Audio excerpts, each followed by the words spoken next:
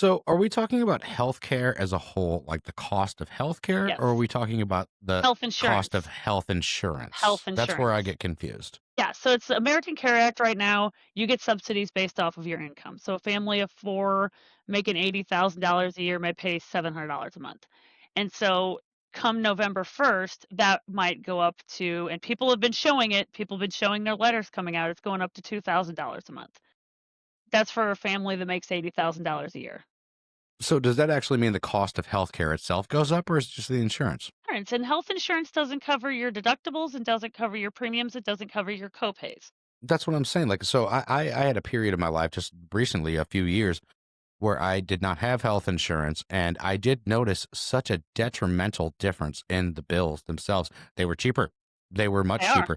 They are It cost considerably me cheaper. it cost me $100 to go to urgent care just for a random thing.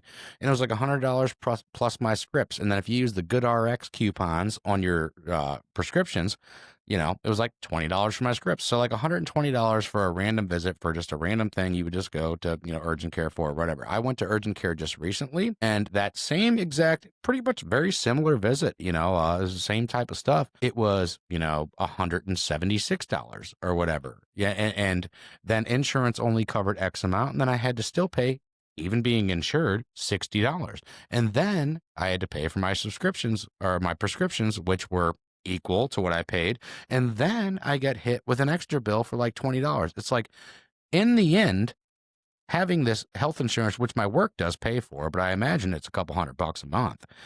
But in the end, having full paid health insurance, which I'm paying for monthly, it only saved me like $20 for a For normal, me, it wouldn't save you me know, anything. I did the math, it would be 20,000 out of pocket for me and my kids if I bought it through my work. But we don't have chronic conditions. I mean, I do, I yeah, have asthma, but I don't need insulin. I don't need cancer treatments. sure. And that's kind of where right now in America the narrative is you have to have health insurance. I actually grappled with depression for a while because I felt like a bad parent because I didn't have health insurance despite the fact that I did everything, when you were saying I'd walk in and say I'm self-insured and my bill would be cut in half immediately, Yeah, which is yeah. ridiculous, but it happens. And so, but most families, I mean, how, like me, I can't get the word out to 24 million people tomorrow that there's options out there, like nobody's willing to talk about that. Well, And you start so small, I know, but so what and then basically they'll what throttle it us, and it'll never get out to anybody. well, no, I can't go against big insurance. The narrative, in my opinion, there's three different narratives going on. The Republicans did come in today and say, we're keeping it closed for another week without even talking to anybody. That happened in the Mm. House. So you can look that up if you don't, if you doubt that that did happen. They will not talk. Secondly, the Democrats are not fighting for illegal aliens. They're only fighting for people already on the American Care Act to have that credit extended. And then if you want to get a little conspiracy theory with me, this is all in Project 2025. This is intended to happen.